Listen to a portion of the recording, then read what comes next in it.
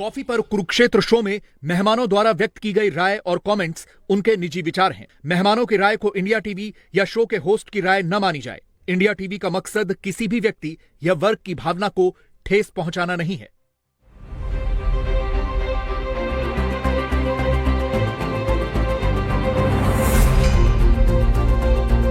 नमस्कार, बहुत स्वागत आप सभी का। देख रहे हैं आपका प्रोग्राम कॉफी पर कुरुक्षेत्र। कैसे हैं आप दोस्तों? मैं हूं सौरभ, रोज की तरीके से आपके साथ। आपका वो प्रोग्राम जब बातें करते हैं हम बिल्कुल खुल्लम खुल्ला।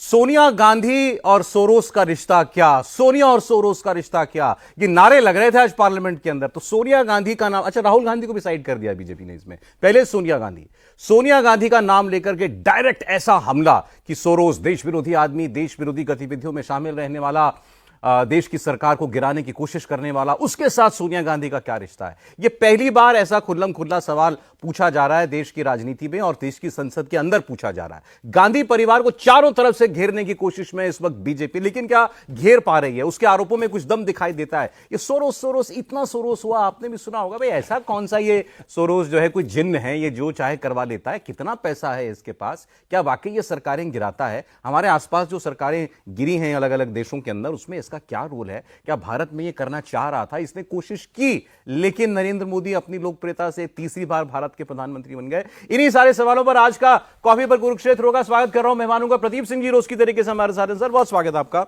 हमारे साथ हैं समीर चौगामकर साहब, किस्सों की खान, बहुत स्वागत सर आपका भी। और हमारे साथ हैं पूर्व राजनयिक, फॉरेन सर्विस के देवानंद, क्या बोलूं सर, और बिल्कुल दिलीप कुमार। मैं कंफ्यूज था किससे कंपेयर करूं।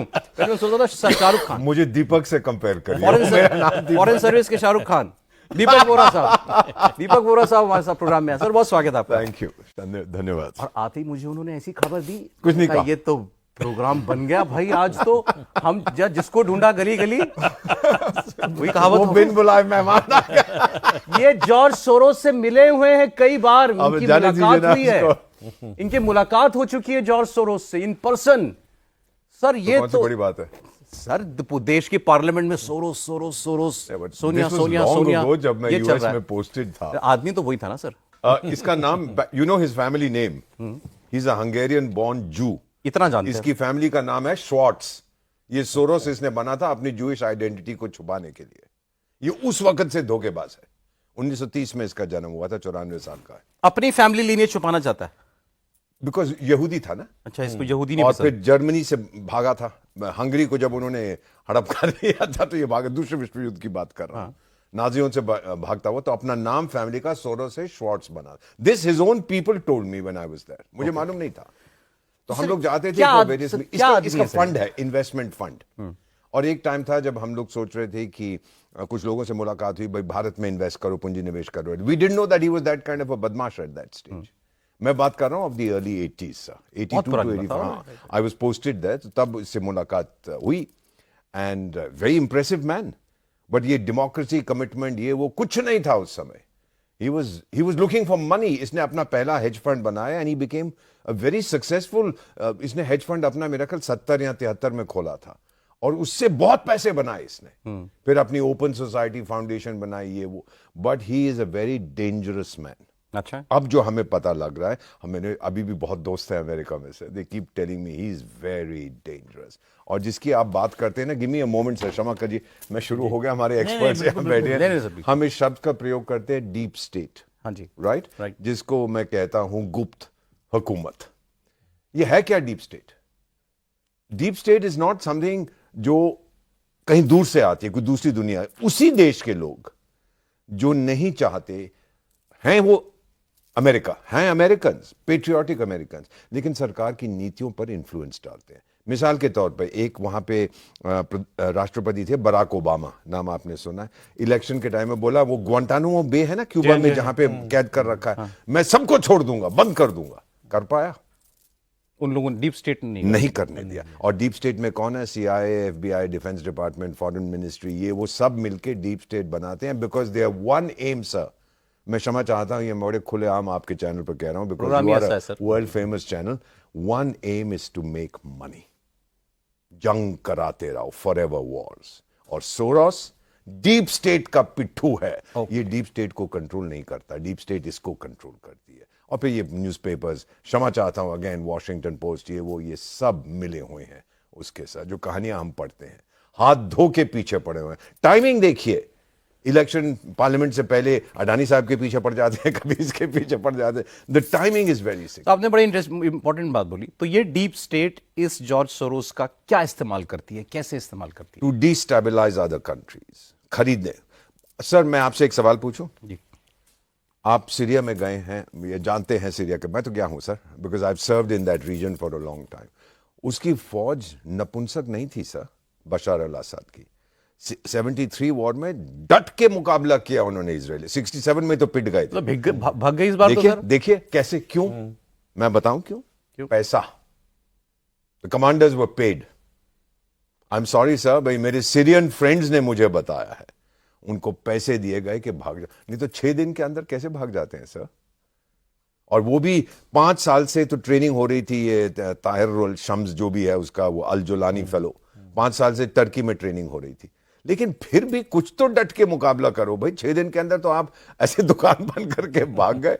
आई मीन जो फौज 10 साल से लड़ रही थी उन्हीं लोगों से, थैंक यू वेरी मच, वो अचानक कैसे खत्म हो गई? देख लीजिए, पैसा, मनी। राइट ना सर, इंडियन कॉन्टेक्स्ट में इसको लाते हुए जॉर्ज सोरोस नरेंद्र मोदी से नफरत करता है, वो नरेंद्र मोदी को हटाना चाहता है। Is it true? Because he wants to, in any place जहां पे भी इसने उंगल दी है, जहां पे डीप स्टेट जाता है, वो चाहते हैं ऐसे लोग हों जिनको हम कंट्रोल कर सकें। बांग्लादेश में क्या हुआ है सर? डेमोन्स्ट्रेशंस किससे हुई थी? This is a very interesting thing. जो लोग वहां प्रदर्शन कर रहे थे, अरब स्प्रिंग की याद करिए सर। बिल्कुल याद है। अब मेरी 73 साल की उम्र है, टुनीसिया में शुरू हुआ था, लोग डेमोन्स्ट्रेट कर रहे थे। मैं तो टुनीसिया में सर्व कर चुका हूं सर, अगेंस्ट मोहम्मद बिन आली जो उस समय प्रेसिडेंट था। लोग उतर आए थे सड़कों पर, यंग पीपल, तो उसको भगा दिया। उसके बाद फिर इजिप्ट में डेमोन्स्ट्रेशन हुई, लिबिया में हुई, इधर हुई, उधर हुई, young people demonstrating against the government. Bharat में वो नहीं हो रहा, बांग्लादेश में हुआ, सीरिया में हुआ, उन्होंने उसको क्रश किया। Sheikh Hasina, what ever her weaknesses, उसने भी क्रश किया मूवमेंट को, कोशिश की। जब लोग सरकार के अगेंस्ट डेमोन्स्ट्रेट करते हैं, भारत में ये नहीं हो रहा है। उनके पीछे खड़े होते हैं Soros. Thank you very much. Exactly, funding वहां से आती है, भारत में नहीं। ऐसा हम भारतीय हैं। मैं क्षमा से, मैं अपने दिल से कहूंगा सर, मुझे आप तकलीफ दो, मुझे मारो, शायद मैं माफ कर दूं। मेरी मां भारत को तंग करोगे, ना माफ करूंगा ना भूलूंगा। लेकिन इसने कोशिश की, भारत नहीं करा। 100%, no question. He is a very dangerous fellow. इसने पैसे दिए हैं सर। और फिर से मैं रहा हूं नॉर्थ ईस्ट में, मेरा दिल वहां है। ये जो मणिपुर में आप देख रहे हैं, again it is funded, drugs. और अब तो इन्वेस्टमेंट फंडिंग से ये, और जो मेरे फ्रेंड्स मुझे बताते हैं, he is got into drug trafficking. पैसा चाहिए, पैसा पैसा पैसा। तो जिन सरकारों को डीप स्टेट कंट्रोल नहीं कर पाती और देशों पर, मतलब जो उनके उतना इन्फ्लुएंस में नहीं रहते, वो उनको बदलने की कोशिश करते हैं। अरब स्प्रिंग इसका उदाहरण है। अभी जो सीरिया में हुआ, या बांग्लादेश में हुआ, या पाकिस्तान में हुआ, या श्रीलंका में जो ईरान में होने वाला है, ईरान में शायद होगा, वो ये भारत में कोशिश कर रहे थे। भारत में अलग अलग तरीके की सरकार के खिलाफ जितने भी मूवमेंट्स खड़े हुए, मैं नाम नहीं ले रहा हूं, नहीं तो फिर कहेंगे आप पेंट कर रहे हो, बट उनके पीछे यही ताकतें थी कि देखने में लगे कि ये सरकार के खिलाफ एक पॉपुलर अपराइजिंग है, हम अपनी सरकार के खिलाफ खड़े हैं, लेकिन उनके पीछे कौन खड़ा है? ये बात आज आरोप लगाए, यही आरोप लगाए जा रहे हैं। और ये आरोप सीधा लग रहा है अब सोनिया गांधी, राहुल गांधी पर, कि आप सोरोस से जुड़े हुए हैं क्या? आप इस पर सफाई दीजिए। सर, सोरोस की कहानी उन्होंने बड़े इत्मीनान से बता दी। अब जहां से इसको आगे जो आरोप ले जा रही है बीजेपी, सोनिया गांधी और सोरोस का रिश्ता क्या, नारे लग रहे थे सर पार्लियामेंट में, पहली बार सुनी जिंदगी में। पहली बार सुने इसलिए कि देश का वातावरण बदला, माहौल बदला है। जिस संस्था के बारे में कहा जा रहा है कि सोनिया गांधी उसकी को चेयरपर्सन है, वो 94 में बनी थी, एफडीएलएपी। हाँ, आज नहीं बनी है। दूसरी बात, जॉर्ज सोरोस तो खुलेआम कह रहा है कि मैंने $2 बिलियन का फंड बनाया है, मोदी को हटाना है, मुझे रिजीम चेंज करना है भारत में। तो वो जो कर रहा है उसको उसने छिपाया नहीं। वो है कौन सर? वो है जो कहा अभी दीपक जी ने, मुझे स्टेट का एजेंट। तू मतलब तू क्या लगता है हमारा? अरे हमारी सरकार, वो कुछ नहीं लगता, हम जो करेंगे हम करेंगे भाई। वो एजेंट है डीप स्टेट का, वो नहीं चेंज करना चाहता। डीप स्टेट उसके जरिए चेंज कराना चाहता है, उसका इस्तेमाल कर रहा है। और आप देखिए कि जहां जहां डीप स्टेट ने कोशिश की है, ज्यादातर जगहों पर कामयाब हुए। बट टू से कि आपका main opposition is hand in gloves with नहीं, दूसरी बात सुनिए, आपकी जो रूलिंग पार्टी है वो पार्लियामेंट के अंदर और पार्लियामेंट के बाहर आरोप लगा रही कि आप जॉर्ज सोरोस से मिले हुए हैं, जॉर्ज सोरोस के बिहेस्ट पर आप काम कर रहे हैं। अब आप क्या करेंगे ऐसे में? अगर आपके ऊपर कोई आरोप लगे, आप कहेंगे ये झूठ है, गलत है, या कहेंगे सही है? तीसरा तो कोई रास्ता है नहीं। तो आप ये नहीं कह रहे हैं कि ये गलत है, ये जो है इसमें कोई आधार नहीं है, ये तथ्यहीन है, ऐसी कोई बात नहीं कह रहे हैं आप कह रहे हैं जॉर्ज सोरोस को आप गिरफ्तार क्यों नहीं कर रहे हैं? जांच करे सरकार, जांच करे सरकार, उनको यूएस गवर्नमेंट से कहे कि उसको एक्स्ट्राडाइट करें। अरे पहले आप बताइए तो, जॉर्ज सोरोस से पैसा क्यों, और आरोप लगा, जवाब देने के लिए आरोप क्या खोज कर लाए? शमिका रवि हैं, एक इकोनॉमिस्ट हैं, प्रधानमंत्री की जो इकोनॉमिक एडवाइजरी कमेटी है उसकी मेंबर है। कहा उन्होंने भी फंडिंग ली, उनका तुरंत जवाब आ गया। उन्होंने कहा 2006-2007 में जो है फंडिंग आई थी आईबीएस को, इंडियन बिजनेस स्कूल जो हैदराबाद में है, और अलग अलग जगहों से दुनिया भर के। कल कांग्रेस के एक प्रवक्ता ने आरोप लगाया, कल या परसों, कि बीजेपी के एक नेता जो गवर्नर हो गए, उनकी पोती की शादी जिस आदमी से हुई है वो सोरोस के लिए काम करता है। भाई वो सोरोस के लिए काम करता है, बड़ी अच्छी बात है, आपने बता दी। आप करते हैं कि नहीं ये तो बताइए पहले। उसका जवाब है जांच। आपका वो जांच तो होगी ही, लेकिन आपको बयान तो देना पड़ेगा, आपको तो बोलना पड़ेगा ना। आपने तो ये नहीं कहा कि पहले जो है अडानी की जांच करें, आपने कहा गिरफ्तार करिए।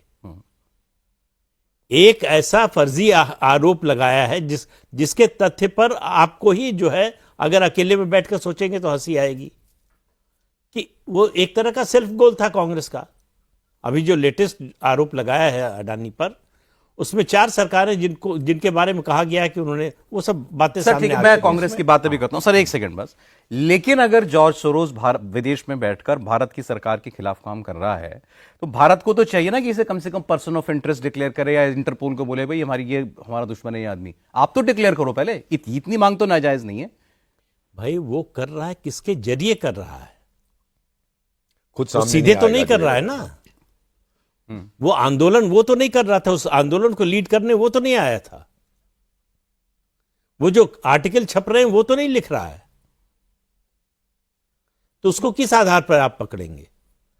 केवल इंटेंट जाहिर करने पर, और जो कर रहे हैं उनके खिलाफ कुछ नहीं होगा। फिर उनको पकड़िए। हाँ, तो उनके खिलाफ शुरुआत इसी की है, आरोप लगाना। वो तो पहले एफआईआर तो किसी भी क्रिमिनल इन्वेस्टिगेशन का पहला कदम जैसे होता है, उसी तरह से जांच जो है आरोप से शुरू होती है। आरोप लगा है, अब उसकी जांच होगी। आप सामने आने को तैयार नहीं है, आप उसको डिनाई करने को तैयार नहीं है। भाई ये तो मिनिमम एक्सपेक्टेशन थी आपसे कि आप तुरंत कहते। आपको गुस्सा आना चाहिए था, आपको आप आक्रोश होना चाहिए था आपके मन में कि हमारे ऊपर कैसे कह दिया कि हम देश के। और आरोप बड़े ब्लैक एंड व्हाइट वाले आरोप हैं, मतलब ग्रे एरिया वाले आरोप नहीं है। कैसे? Forum of FDL, democratic leaders Asia Pacific, उसमें सोनिया गांधी को चेयरपर्सन थी या नहीं थी? वो तो दिखा रहे हैं, स्क्रीनशॉट दिखा रहे हैं कि हाँ थी। आप मना कर सकते हो हम नहीं थे, एक बात बोलोगे। राजीव गांधी फाउंडेशन, जिसके अध्यक्ष सोनिया गांधी है, राजीव गांधी फाउंडेशन को सोरोस से पैसा मिला क्या? इसका जवाब भी हाँ या ना में ही हो सकता है, तीसरा कोई ऑप्शन नहीं है। जवाहरलाल नेहरू के भाई का, चचेरे भाई का जिक्र किया, उनकी वाइफ का जिक्र आ गया है। बीके नेहरू का, बीके नेहरू पहले प्रधानमंत्री जवाहरलाल नेहरू के कजन, और वो राजनयिक रह चुके हैं सर की तरीके से। उनकी वाइफ का रिश्ता, उनकी वाइफ का दोस्त कह लीजिए एक तरीके से जॉर्ज सोरोस 2 बार भारत में मिलने आ चुका है। गांधी फैमिली के लोगों के जरिए उनसे मुलाकात हुई, तो ये एक सीधा कनेक्ट जुड़ रहा है। इन सब का जवाब हाँ या ना में दिया जा सकता है। लेकिन इसमें एक बात बता दूं सौरभ जी, 2014 जब मोदी ने चार्ज संभाला, बहुत जल्दी इस बात को भांप लिया कि किस तरह से डीप स्टेट इंडिया के अंदर काम कर रहा है। और देखिए उसके बाद प्रधानमंत्री मोदी ने कितने 100 से ज्यादा एनजीओ का एफसीआरए कैंसिल किया, जो फॉरेन फंडिंग के थ्रू इस मामले में डीप स्टेट में इन्वॉल्व थी। बड़ी बड़ी जो एनजीओ थी उनका एफसीआरए कैंसिल किया, उनकी फंडिंग को रोका गया है। उससे एक बहुत बड़ा असर हुआ है कि जो बड़ा पैसा आता था वो रोका गया है। लेकिन इतने लार्ज स्केल पर ये पैसा फंड तमाम माध्यमों से देश के अंदर पंप हो रहा है कि फिलहाल उसके ऊपर रोकने लगी है। और जॉर्ज सोरोस के तो जैसे ऑक्टोपस होता है ना, कि 50 भुजाएं उसकी, कहीं से कभी इकोनॉमी में डाल रहा है, कभी किसी और माध्यम से डाल रहा है, कभी एनजीओ के माध्यम से डाल रहा है, कभी किसी ब्यूरोक्रेसी के माध्यम से, 50 माध्यमों से देश के अंदर पैसा पंप कर रहा है। तो ये बहुत मुश्किल है पकड़ना एकदम से कि पैसा इतना तरीके से रूट होकर देश के अंदर आता है कि ये पकड़ना है कि ये सोरोस ने फंड किया है। लेकिन सरकार ने इस बात को पता कर लिया है कि ये डीप फिर इसके अंदर स्टेट के अंदर किस तरीके से सोरस फंडिंग कर रहा है। और एनजीओ का जो बड़ा नेटवर्क था, जो यूपीए सरकार के 10 साल के अंदर 2004 से लेकर 2014 तक जो बड़ी एनजीओ बन गई थी, उन सब का लाइसेंस आप देखेंगे तो 2014 के बाद से कैंसिल होना शुरू हो गया है। तो मुझे लगता है कि ये एक बड़ा अटैक किया है प्रधानमंत्री मोदी ने। ये बहुत अच्छी बात की है कि एनजीओज का सहारा लेकर नॉन गवर्नमेंटल ऑर्गेनाइजेशंस, जिनको मैं कहता हूं नो गुड ऑर्गेनाइजेशंस, एनजीओज बहुत से ऐसे हैं, उनका सहारा लेके ये दंगा करने की कोशिश करते हैं सर। बट एक इनके सामने एक चट्टान खड़ी है सर, वो चट्टान भारत है। एंड इनको समझ नहीं, सीरिया को आप डिस्टेबलाइज करिए, बांग्लादेश, ये तो पिस्सू हैं भारत के सामने। हमें डिस्टेबलाइज करना इतना आसान नहीं है sir. I am saying this from my heart sir, क्योंकि मैं घूमता रहता हूं देश भर में, कि उस तिरंगे के पीछे तो 144 करोड़ लोग निकल पड़ते हैं सर जब आपातकालीन स्थिति बनती है। ये नहीं कर पाएगा, ये मर जाएगा, और जितनी जल्दी मरे दुनिया के लिए उतना ही अच्छा होगा। ये जो दंगा के जो मैदान में हुआ था यूक्रेन में, सारी शुरुआत वहीं से हुई थी 2014 में, जब निकाल दिया था इलेक्टेड प्रेसिडेंट को, वो रूस भाग गया। उसके बाद बार बार एक के बाद हर जगह जहां इंटरफियर कर सकते। आपने सुनी नहीं, कम बातें सुनी। जब बांग्लादेश में हुआ उसके बाद हमारे यहाँ कई ऑपोजिशन लीडर्स ने कहना शुरू किया कि हाँ मोदी नहीं सुनेगा तो यहाँ भी हो जाएगा बांग्लादेश। अब सीरिया में हो गया, संजय राउत फिर बोले ऐसा होना चाहिए, अब सीरिया जैसा हो जाएगा भारत। बहुत लोगों ने कोशिश की है सर दिल को बहलाने के लिए, दिल के खुश रखने को। ये ख्याल अच्छा है, ये नहीं होने वाला sir. We are too strong. आप देखिए, you know, as a fourth largest economy, third most powerful military, the most effective diplomatic service in human history, कौन पंगा लेगा सर? मुझे तो हैरानी होती है, मोदी कोई किसी की छाती पे चढ़ के तो चला नहीं गया, लोगों ने चुन के भेजा है। 100%। लोग नहीं जिस दिन पसंद करेंगे उतार भी देंगे। आप लोग जो ये कह रहे हैं कि सीरिया हो जाए बांग्लादेश, या बांग्लादेश हो जाए भारत के अंदर, अरे यार आप लोगों की गुडविल इकट्ठा करो ना, आप पहुंचो वहां पे, और ये रास्ता सबके लिए खुला है। और ये चीजें जो ये कहते हैं सर, क्योंकि आई बीन इन डिप्लोमेसी 51 साल हो गए and counting, and I am special adviser in 3 African country. जहां भी जाता हूं लोगों से बात करता हूं, इन्वेस्टमेंट, फिर आपकी छवि खत्म हो जाती है कि आपके लोग जो आपके लीडर्स हैं वो अलग अलग आवाज से बात करते हैं। मैं तो जाके एम्बेसडर दीपक, आप तो बोल रहे हैं India is best place for investment, आपका पैसा सिक्योर है, इतनी सारी एफडीआई आ रही है, इतनी सारी remittances from NRI, world record हमने बना दिया इस साल, जितने पैसे आ रहे हैं, उनका भरोसा है। लेकिन फिर आपके लोग कहते हैं जी ये सीरिया बनने वाला है या बांग्लादेश बनने वाला है, तो फिर मैं क्या कहूं उनके सामने से? जब वो मुझसे कहते कि इस आदमी तो ये कहा है, इसने ये कहा है, then I have to actually tell them कि सर उनकी अपनी ओपिनियन है, मैं आपको अपनी personal and government point of view बता रहा हूं कि वी आर वेरी स्टेबल। आपका पैसा भारत में कोई नहीं लेके जाएगा। लेकिन एक बात तो या किसी इकोनॉमिक रिपोर्ट के जरिए आप स्टॉक मार्केट क्रैश कराना चाह रहे हो? आपने अडानी साहब का नाम लिया ना, उसके शेयर्स क्रैश किए, लेकिन फिर देखिए सर क्या हुआ था, 2 दिन के बाद शेयर्स वापस और ऊंचे। ये भारत ने तमाचा मारा है इन लोगों के मुंह पर। लेकिन एक बात तो है, सोनिया गांधी के राजनीतिक जीवन में सबसे बड़ा हमला हुआ इस बार 24 साल में, इतना बड़ा सोनिया गांधी पे हमला होना, और सोनिया गांधी का उसके संदर्भ में एक शब्द न बोलना। सोनिया गांधी की वीडियो तो जारी कर सकती है कि केंद्र सरकार को भी चुनौती देते हैं, उसकी जांच करवा ले, मेरा कोई संपर्क नहीं है। बातों पर ये लोग वीडियो बनाते हैं। लेकिन अब सोनिया गांधी का कैरियर देखिए सर, मैं देख रहा था जब से सोनिया गांधी पावर में आई है, कोई भी बड़ी घटना घटी किसी ना किसी फॉरेनर का नाम आया है। अब देखिए भोपाल गैस कांड होता है तो एंडरसन का नाम आ जाता है, उसके बाद बफर्स होता है तो कौतुकी का नाम आ जाता है, उसके बाद अगस्ता वेस्टर्न का केस होता है तो उसके अंदर मिशेल का नाम आता है, ब्रोकरेज के अंदर मिशेल का जिक्र होता है, क्रिश्चियन मिशेल का जिक्र होता है, और अब जॉर्ज सोरेस का। तो सोनिया गांधी के समय हर कोई, ये आपने बड़ी अच्छी बात बताई सर, ये बात हमें करनी चाहिए। ये हमारे यहाँ तो एक मजाक बन गया था, फॉरेन हैंड, विदेशी ताकतों का हाथ है। सरकार से जब कुछ नहीं काम किया जाता तो वो कहती विदेशी ताकतें हमारे पीछे लगी हुई है।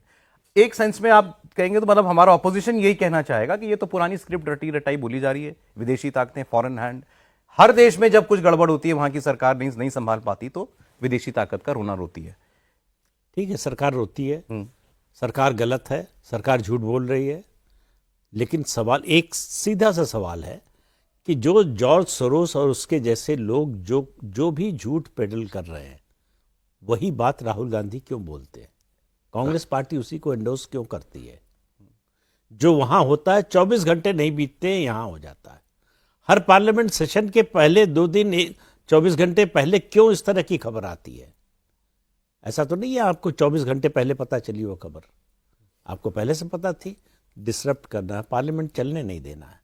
2 मकसद है, डेमोक्रेसी को मत चलने दो और उसके अलावा इकोनॉमी को मत चलने दो।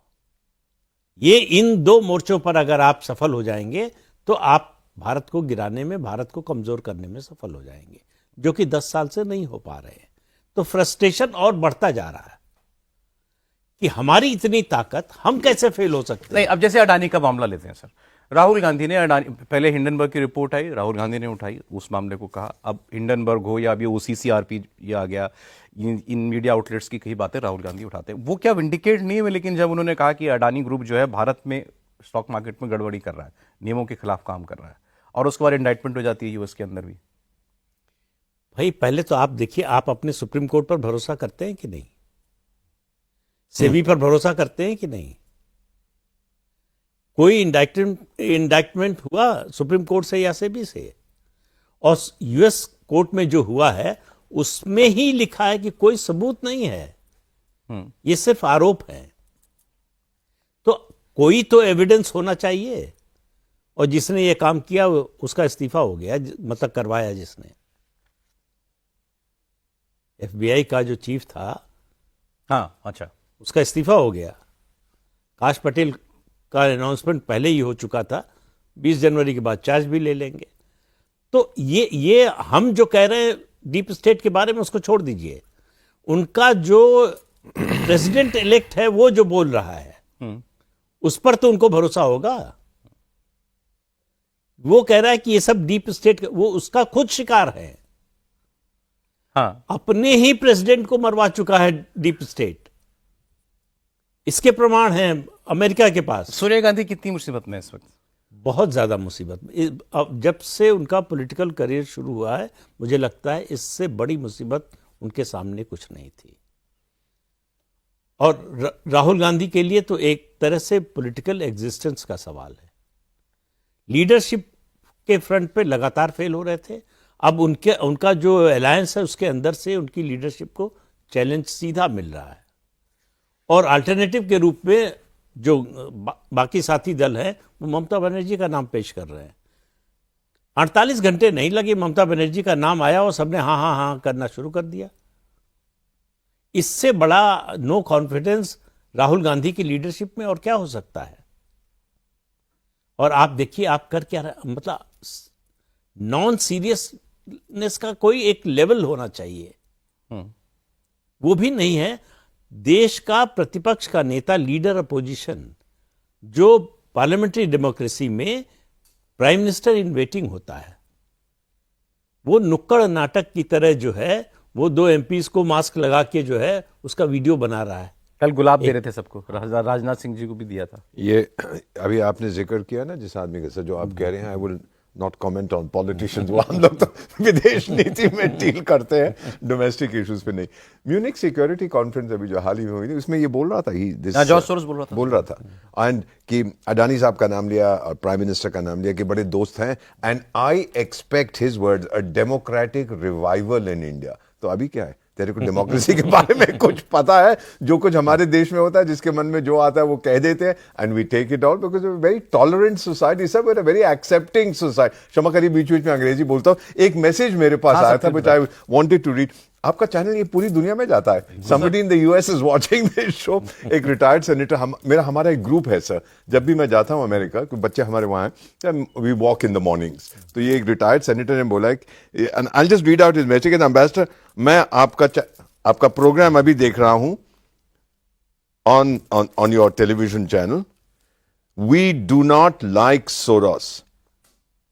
He is older than President Biden, and he has been manipulating our own system for a long time. Okay, ये अमेरिकन रिटायर्ड सेनेटर हमको कह रहा है, हमारे सिस्टम को। और फिर इसने क्या बोला था कि सोरोस का, he has coated this, he says that foreign investors को ये डराने की कोशिश करेगा कि मत जाओ भारत में, ताकि हम लोग कहें यार टाइगर ऐसा मत करो, हम तो बड़े अच्छे लोग हैं, लेकिन फॉरेन इन्वेस्टर्स आएंगे sir, because capital is a covered. मैं तो इकोनॉमिस्ट हूं सर, पैसा डरपोक है, पैसा वहीं जाएगा जहां उसको सुरक्षा मिलती है, और पैसा भूखा है, वहीं जाएगा जहां मोटा हो जाए। We are giving them both conditions in India. तो सोरोस साहब, अब आपका जमाना खत्म हो चुका है। और फिर कहता है कि I hope there will be questions in parliament on the Adani साहब। अरे इसको कैसे मालूम है कि सवाल उठने वाले हैं वहां पर?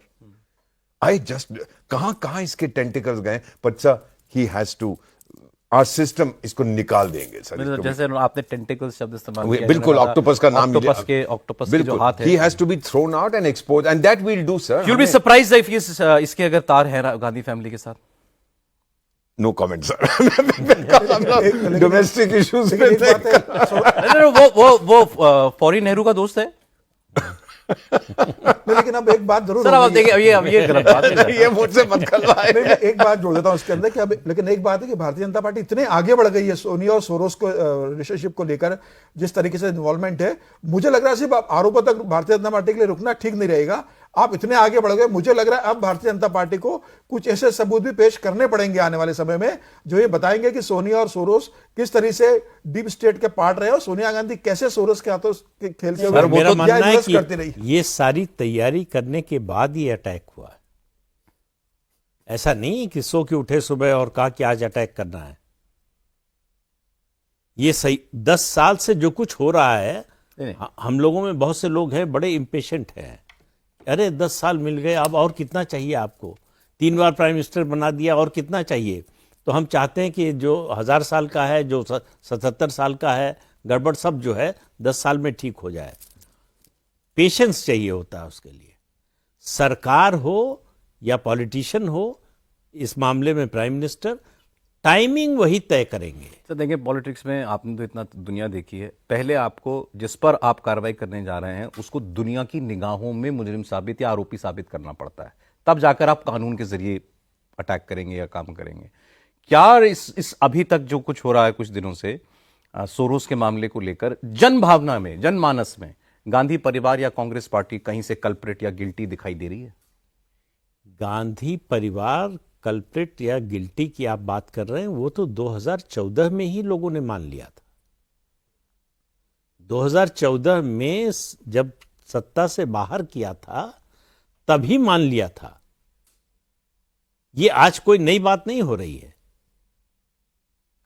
अगर ऐसा नहीं होता, लोग नहीं मानते, तो जो वर्डिक्ट आया, जो जनादेश आया 2014 में, वो नहीं आता। तो इसलिए जो है, और लोग कानून और अदालत का इंतजार नहीं करते। मैं तो बार बार बोफोर्स का उदाहरण देता हूं। आज तक तो साबित नहीं हुआ कि राजीव गांधी ने दलाली ली थी, कमीशन लिया था, लोगों ने मान लिया कि लिया था। तो पब्लिक लाइफ में परसेप्शन रियलिटी से भी बड़ा होता है। मेरे में वही सवाल वही कर रहा, क्या वो परसेप्शन बन रहा है इनके खिलाफ? बिल्कुल निश्चित रूप से बन रहा है। या जो वर्डिक्ट आ रहे हैं उनको देखिए ना आप। अभी जो है 3-4 राज्यों के चुनाव हुए हैं, उसमें से आप देखिए, चारों राज्यों की बात कर लीजिए। महाराष्ट्र का आपने देखा किस तरह कांग्रेस का वो आखिरी किला था, जो स्विंग स्टेट कहलाते हैं 6-7, उनमें से महाराष्ट्र था जो आखिरी किला कांग्रेस का, वो ढह गया। उसके अलावा हरियाणा में क्या हुआ आपने देखा। जम्मू कश्मीर में न तो जम्मू में खड़े होने की जगह है कांग्रेस की, न घाटी में। झारखंड में झारखंड मुक्ति मोर्चा है, कांग्रेस नहीं है। छोटा पार्टनर है, उनके साथ हैं, इसलिए आपको दिखाई दे रहे हैं। अकेले होते तो ये जो सीटें आई हैं ये भी नहीं आती। लेकिन इसमें कोई क्रिमिनलिटी इन्वॉल्व होती, मतलब कोई जो साबित की जा सकती है या आरोप लगाया जा सकता है, वैसा कुछ है सोरोस वाले मामले में? ये तो एजेंसीज ही बता सकती है कि उनके पास क्या है, सरकार के पास क्या है। सरकार काम नहीं कर रही होगी, केवल राजनीतिक आरोप लगा रही है, ऐसा मैं नहीं मानता। काफी कुछ काम करने के बाद एजेंसीज अपना काम कर रही होंगी और काफी कुछ कर चुकी होंगी। उसके बाद उनको मालूम है कि अगर ये उल्टा पड़ गया जी, तो हमारे लिए बचना मुश्किल हो जाएगा। तो बहुत सोच समझकर, जिस तरह का आप देखिए खुला अटैक है। 99 में सोनिया गांधी कांग्रेस की अध्यक्ष बनी थी, आज 2024 है, 25 साल हो गए। 25 साल में कभी सोनिया गांधी पर इस तरह का अटैक नहीं। करप्शन का इल्जाम आप लगा चुके हैं, नेशनल हेराल्ड मामले में आप उनसे घंटों पूछताछ कर चुके हैं। वो पहली बार था जब गांधी परिवार से इन पर्सन किसी एजेंसी ने जाकर नॉक करके बात की हो। अब उसके बाद ये उससे भी बड़ा हमला, जिसमें आप सीधे सीधे देशद्रोह का इल्जाम लगा। महेश जेठमलानी ने ट्वीट किया ना, सुप्रीम कोर्ट के इतने सीनियर वकील है, उन्होंने ट्वीट किया है कि सोनिया गांधी पे यूएपीए लगाया जाए। उन्होंने इस बात पर ट्वीट किया, यूएपीए लगाया, उन्होंने ट्वीट किया इस बात को। बीजेपी के मेंबर हैं, बिल्कुल बीजेपी के मेंबर हैं, सुप्रीम कोर्ट के वकील भी है, मतलब साधारण मेंबर नहीं, सुप्रीम कोर्ट के वकील है। तो अगर वो ये कह रहे हैं ट्वीट करके कि भाई जिस तरीके से घटनाएं घट रही है, सोनिया गांधी पर यूएपीए लगाया जाए और जांच की जाए तो पूरा सच्चाई सामने आएगी। इसका भारत की छवि पर बुरा असर ना हो सर। हमारे जो इन्वेस्टमेंट डेस्टिनेशन है हम लोग चाहते हैं, आई होप कि उस पर इसका बुरा असर ना हो कि you can't get your own house in order. तो ये क्या हो रहा है, हमको ये कह रहा है, कुछ वो कह रहा है। हाउस मेरा ख्याल हो जाएगा, ऑर्डर में लाने के लिए किया जाए। ये एक सब चीज हो रहा आपको और बताता हूँ sir, which may be of some interest, क्योंकि हम प्राइम मिनिस्टर की बात कर रहे थे। Sir I am special adviser in 3 African countries. एक में वहां गया तो उनके प्राइम मिनिस्टर बदलते रहते हैं हर 6 महीने में। तो तो वहां पे कुछ लोगों से मिल रहा था, senior officers, and this is actual conversation. We were having dinner, उनके घर गया था। मुझे कहते mister ambassador I have a request. मैंने कहा बोलिए। कहते नरेंद्र मोदी हमको 2 साल के लिए वेट लीज पे दे दो ताकि हमारे देश को सुधार। तो मैंने कहा और एक्सेलेंसी हमें जरूरत है उनकी। देखिए मेरे ख्याल 18 या 19 देशों ने अपने सबसे बड़े सम्मान इनको दिए, more than all previous prime ministers put together, और 8 उसमें से इस्लामिक देश हैं। सर हाल ही में गायना मैं गया हुआ हूं, नाइजीरिया तो मैंने सर्विस की है, आई वाज पोस्टेड देयर। ये दोनों Islamic members of OIC, organisation of Islamic cooperation. Guyana की केवल 10% इस्लामिक पॉपुलेशन लेकिन मेंबर्स है, नाइजीरिया की 50% है। दोनों ने अपने हाईएस्ट ऑनर। गायना के प्रेसिडेंट क्या बोलते हैं about prime minister Narendra Modi, आप 2 दिन के लिए आए, सॉरी 2 साल रहिए यहां पर। लेकिन सर कैसे काम करती है ये दुनिया ने, कितनी मतलब अजीब से या दिखावे की सी दुनिया नहीं लगती फिर, कि मतलब यही डीप स्टेट जिसमें आपने बोला ये अपने अमेरिकन सरकार के पीछे से एक पपेटरी करती है। ये अनइलेक्टेड गवर्नमेंट। अब ये लेकिन जो इलेक्टेड गवर्नमेंट है वो चाहे ट्रंप की गवर्नमेंट हो, चाहे बराक ओबामा की गवर्नमेंट हो, चाहे बाइडेन की गवर्नमेंट हो, वो रेड कार्पेट वेलकम देती है नरेंद्र मोदी को। आओ जी आओ। Naturally because he is elected, वो भी इलेक्टेड है। इनको पसंद नहीं है क्योंकि ये उनकी बात सुनते नहीं। He is a very strong man, he is a very strong prime minister. I am very proud sir today as an Indian. 6 foot 2 inch का मेरा कद है, 6 फुट 8 इंच का हो जाता है जब इनकी बातें सुनता हूं। आपको कोई इंसिडेंट याद आता है ऐसा कि मतलब अमेरिका ने कुछ काम, मतलब कुछ चाहा हो कि भारत ऐसा ये करे, या हमारे कहे पर चले इस मुद्दे पर, और हमने नहीं माना हो? नहीं, 20 मुद्दे हैं। अभी रिसेंट जो है, जब सैंक्शंस लगाए हैं रशिया पर, तब अमेरिका नहीं चाहता था कि हम S-400 खरीदें। अमेरिका नहीं चाहता था कि हम जो है क्रूड ऑयल खरीदें रशिया से। वो भाई अमेरिका और यूरोप तो रशिया को इकोनॉमिकली बर्बाद करना चाहते थे ना। आपने तो और ताकतवर बना दिया। आप याद कीजिए, यूक्रेन युद्ध से पहले की इकॉनमी रशिया की देखिए और आज की देखिए। तो आप जो एम लेकर चले थे उसका ठीक उल्टा कर दिया मोदी ने। कोई फर्क नहीं पड़ा, युद्ध के चलते गए, यूक्रेन भी गए, रशिया भी गए। और यहां तक कि अमेरिकन फ्रेंड्स हमसे कहते हैं कि आप बात करिए, दोनों से शांति लाइए। ना आज द सेम सेनेटर, अच्छा आप लोग क्यों नहीं बात करते हो पुतिन से? बोले हम तो गाली देते हैं उसको। तो मैंने कहा हमारे पास आओ, हम डिप्लोमेसी सिखाएंगे, हम चाणक्य की संतान है, हमें मालूम है ये चीज है कैसे। हम गाली नहीं देते हैं किसी को भी sir. You know it's what I call in diplomacy. करोड़ों लोग आपका प्रोग्राम देख रहे हैं, बताना चाहता हूं हमारी डिप्लोमेसी में, हमारी गवर्नमेंट में हम डक सिंड्रोम, बतख सिंड्रोम फॉलो करते हैं। ऊपर से सब शांत है पर नीचे से पैर हमारे कैसे चलते हैं वो आप नहीं देख पाते। भरोसा करिए sir, we have the best government today. और ये मैं दिल से कह रहा हूं, I am not a member of any party. We have the best government in India's history today, independent in India's history, independent history, the best, absolutely the most effective. कहां से कहां छवि ले गए हैं sir. wherever we go, wherever I go today, I travel छाती भुला के चलता sir. India, oh, ambassador of India, all right, let me tell you one last thing sir. Do I have a 30 seconds? All right, US से sir मैं लौट रहा हूं, and this is about 3 years ago. No, 2 years ago. I'm coming back. So मेरा flight afternoon में, और मैं हाथ में ये पहनता हूँ काफी सारे, you know, my gurus have given me many things, और छाती पे भी। तो वो जो उनका मेटल डिटेक्टर होता है वो पी करता है। So this young officer खड़ा हुआ है वहां पे, कहता है sir I have to search you. मैं कहा लगाइए, वो हाथ लगाइए। ये क्या? मैं कहा ये रुद्राक्ष है, ये भगवान श्री हनुमान का, ये भगवान श्री राम की है। सारी मैंने छाती पे पहनी हुई है, छोटे छोटे ताबीज।